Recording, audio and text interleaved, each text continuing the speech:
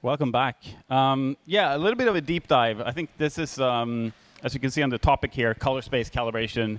I think what Chris just did is going to be the perfect setup for this. So we're going to be going down a rabbit hole, and we'll see how deep down we get until I bore you guys with numbers. But before we dig into that, just a little quick note about Original Syndicate as a company. Some of you may not have heard about us.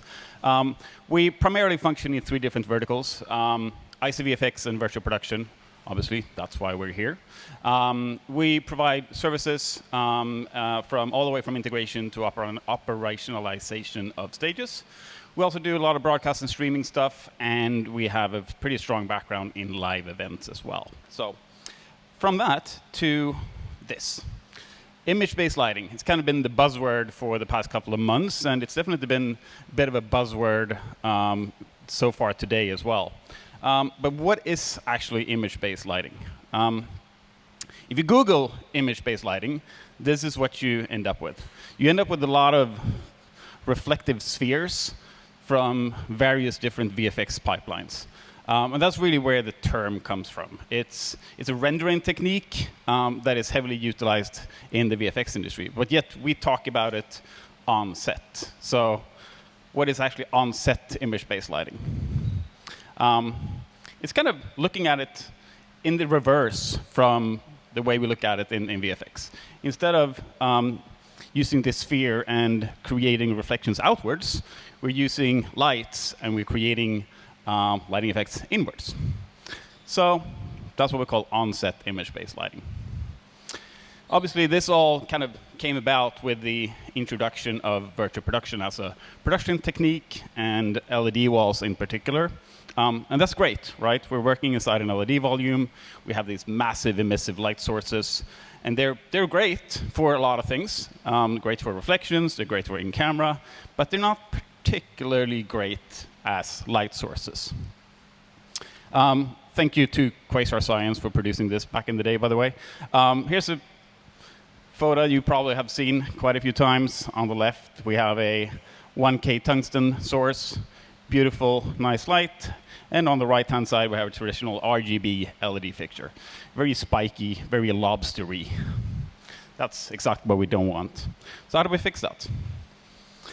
And why is it? So you've all seen this before. This is a spectral power distribution. This is actually midday sunlight measured with a spectrometer. I think somewhere in downtown LA around 11:30 in the day. So nice broad spectrum, lots of wavelengths all over the place. This is a pretty common RGBW lighting fixture that are pretty common on sets all around us. Very even relative to what we're going to be seeing next. So this is the spiky spectrum that you get from a traditional LED video wall. Obviously, this is not ideal to be used as a light source. But so that leads us to problem statement number 1. LED video walls are great at producing saturated colors, but they can't produce broad spectrum white light. So just add some lights, right? Well, when we're talking about white light, that's pretty easy. But the stuff that we're doing here is not only white light. We're dealing with a lot of saturated colors as well.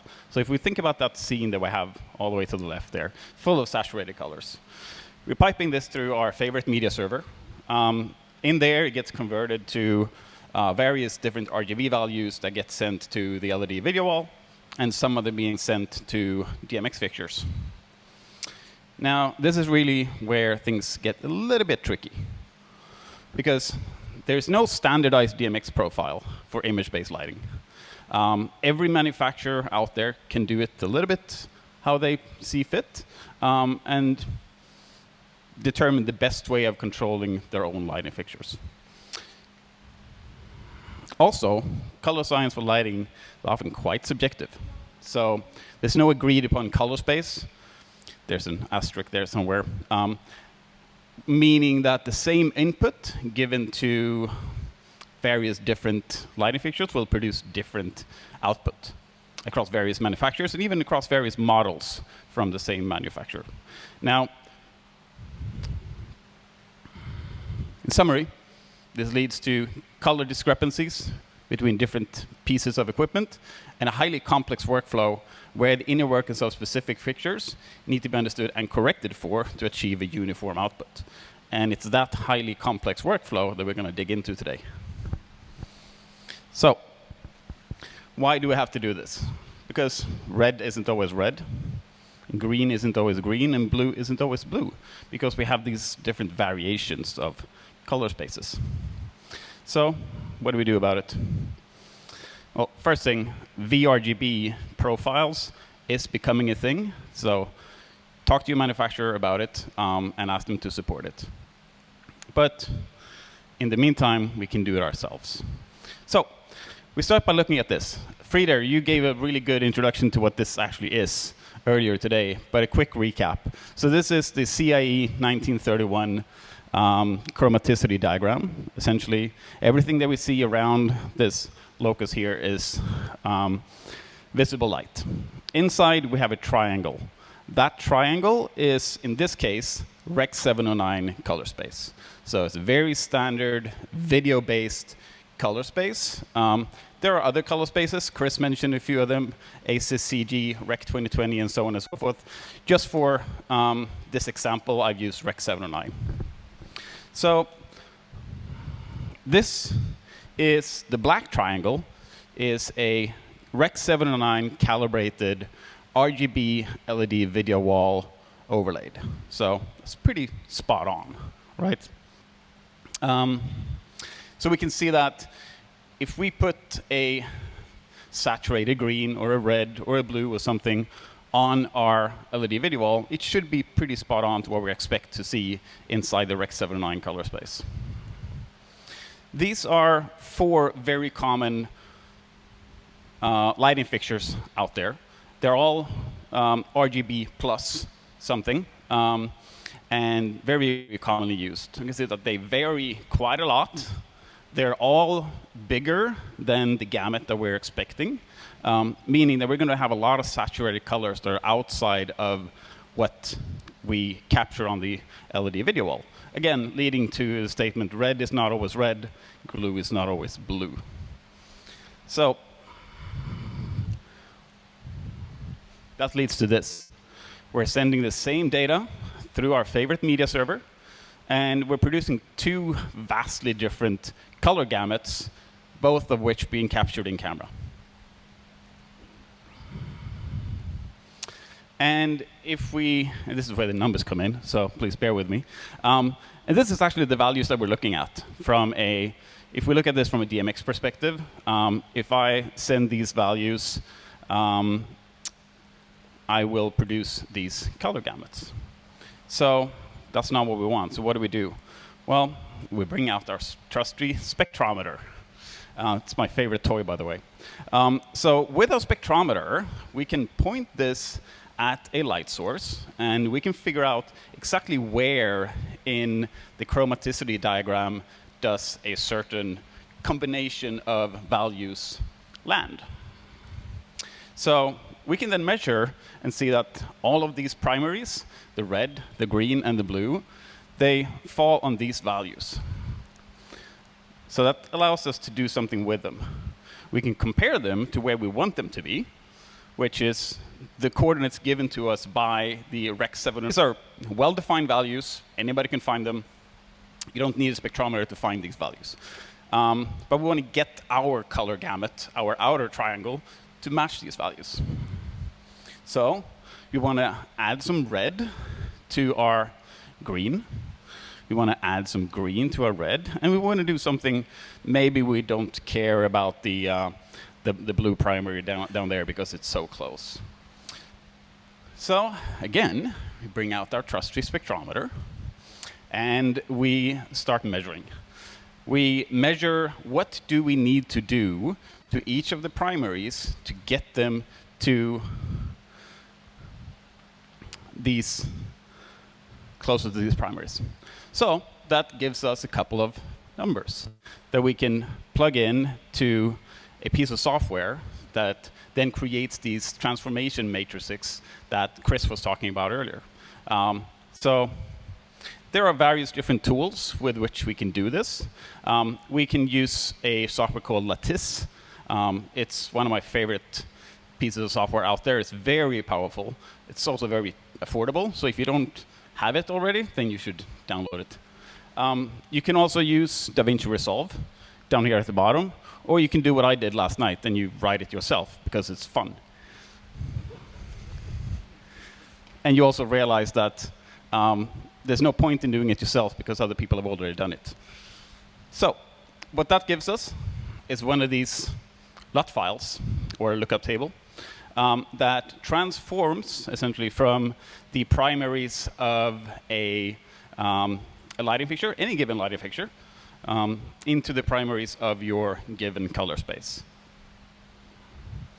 which we then put in the signal chain between our media server and our lighting fixtures, leading to a uniform color gamut across multiple fixtures and our LED video wall on set. That wasn't too deep, was it? Thank you. Questions?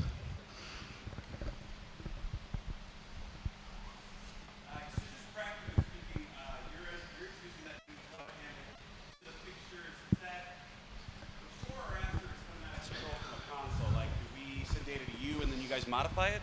Do we send data to you and you modify it, or is it modified by the console since we load a color profile in and then output from how does that flow work? It kind of depends on the pipeline, right? Like you can, in many cases, you can have the colors being driven by the media server and intensities, etc., being driven by the console. In that case, the transformation would be applied in the media server, and the lighting console will be controlling the media server.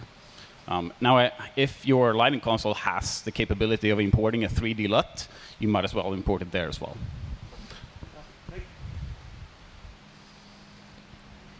Question about VRGB. Yes. Tell me more. VRGB is I'd call it a industry initiative that has started to gain traction among multiple manufacturers. The concept of VRGB was really spawned about a year and a half ago at an ASC event where we started looking into the problems of controlling various different lighting fixtures from a single image or a single video file. And we realized, yeah, we're getting different results. So it was the ASC MITC committee who started writing this, okay, how can we get around this problem? And that's when the VRGB profile was really invented as a concept. It's gaining traction a little bit out there. There are various manufacturers who have implemented it already. There are various other manufacturers who are working on implementing it. There's still a fair bit to go, but I think it really represents to me, it represents a massive leap forward in controllability of lighting fixtures in a virtual production setting. And it also bridges the gap between today's DMX-controlled or streaming ACN or ArcNet-controlled fixtures and like mimics, which are arguably the future in terms of how we control them. Can you use this in an LED wall to transform the lighting from an LED wall into a comparable, I guess, color temperature? Or is it only purely for lighting fixtures? The intention with the VRGB profile is to match the primaries and transforms of the LED wall, so that you essentially you have a video-centric perspective. You start by picking, okay, what's our color space on the video side? Are we working in Rec 709? Are we working in DCI P3? And that's your frame of reference. And then you calibrate your LED fixtures, your light fixtures to that. A bit of a shameless plug here, but KINO FLO has been offering a feature where you can select your gamut in the fixture. So if you want to constrain the light output Rec 709 or to near P3, or near 2020. I say near because none of us have ever been able to get out that far in the greens. but you can constrain the fixture already within the software that's been in there for pretty much from its inception. Right. And that's ultimately what this is, right? Like where we are constraining the output of the lighting fixtures. And some people like that, some people don't. I think in our search for the truth, and what Chris was saying earlier as well, like we need to start by calibrating to ensure that we have a truth, that we have a uniform color space that we all agreed on, that this is how we work, and this is where we work. David. I was going to save this for the panel, but this is a good time to bring it up. With VRGB color space, and you reference XY there as well, and it goes back to the metamerism conversation earlier with various metamers. Is this is all based on 3 emitter lighting, right? You have 4 emitter, 5 emitter, 7, 8 colors now in the orbiter.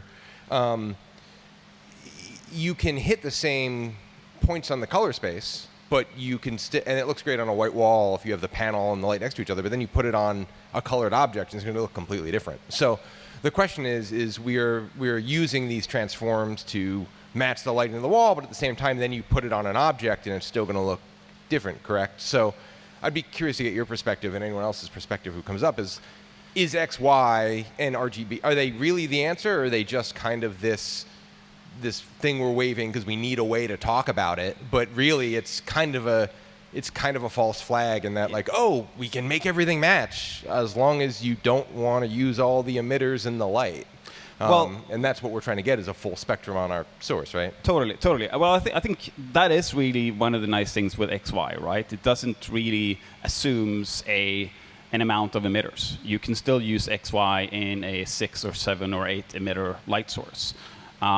It's the transformation between the XY coordinates and the RGB plus color space that is of interest, I feel. And that's really where the magic lies in what all the different manufacturers does. And I think that's a key point to bring up, that with the VRGB profile, we're not trying to take anything away from the manufacturers in terms of the color science that they put in and how they choose to mix colors to reach that XY coordinate. They should all strive to reach that XY coordinate in the best possible way.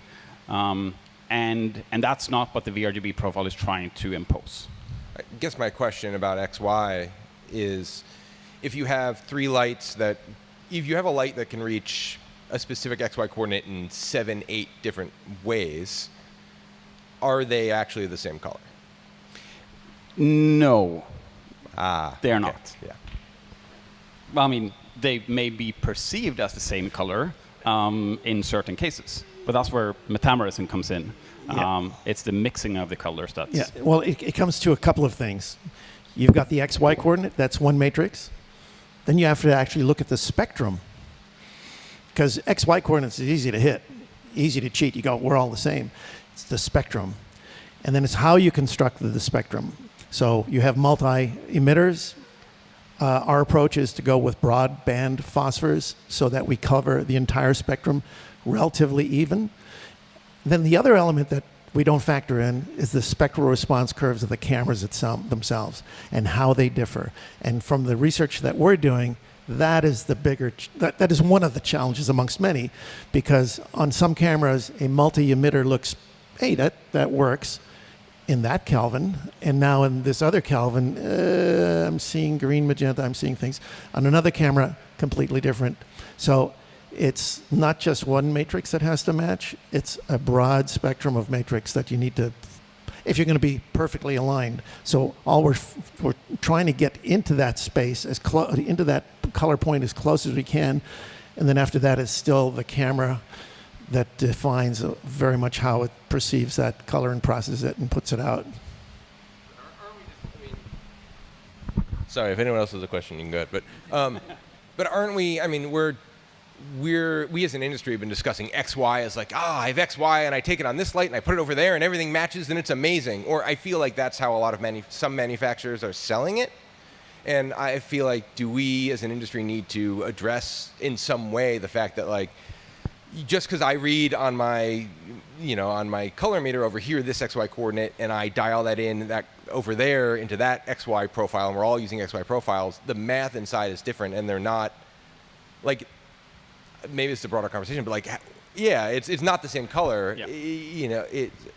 how do we address that? And maybe that's a topic for another time. But Well, again, you have to remember a lot of the manufacturers who are designing products for our industry have a very light understanding of color science. No pun intended. And very, yeah, no pun intended.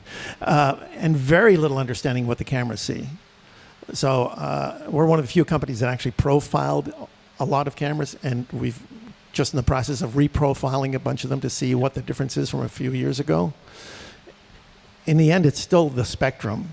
If the spectrums match, it's going to match. If the spectrums don't match, other things may match. And this is where metamerism comes in. Yeah, different ways of measuring it. It all lines up until you look at the spectrum. I think the final defining factor will be the spectrum, because that's all the camera is going to see. And so if it sees the same spectrum, you can expect the same results. If it sees a spectrum that's a little altered, you're going to see sometimes subtleties and sometimes extreme differences. It really comes down to the spectrum. I think it's a very important discussion or to have, right? Because right now our frame of reference is the CIE 1931 chromaticity diagram. And the interesting thing with that is the year 1931, right? You can imagine how representative that actually is of today's society. It was essentially built up of 17 British gentlemen probably sitting there with hats and beards and deciding what colors we can all see. And even though there are a couple of replacements, there's one from 1976, there's one from 2005, they haven't really reached widespread adoption because they still suffer from the same fundamental problem. Even if they might be a little bit more representative of the world that we have today, they still suffer from the same fundamental problems that they don't address the spectrum. They only look at a coordinate in a diagram. Yeah, in the end, I mean, it's really a way of measuring a color point. So whether it's 96, 2005, 31, you're still trying to measure a point within a space. So XY is not the be all and end all, but it's one of those tools. Kind of on the same note, what value is there in a fixture that has a much broader color space than the sensor that you're actually going to use to capture that light? Is there any value in it? Well, Frieder, you want to take this one? Yeah. So you remember you saw when I said if we were to map a camera response as a gamut, which it's never done. You don't do that normally. That's not how you evaluate a camera response. But since we had the data, it was easy enough for us to generate it. So knowing what the camera can actually capture and knowing where we're going with our content into the future, we want to be outside of 709 to realize all the colors that can be generated. It sets up a whole other dynamic when if you take a film that's been timed 709 and now you want to time it for 2020 and you have the raw material and your color points are outside of 709, who's going to make that determination to retime it for 2020 and possibly change the character of the image? So you're now messing with the authorship of the image. So those are some fundamental political questions, or if you can call them moral questions on the part of the artistry. Who's going to do that? But you would have the capability of realizing it. Now, when you think of taking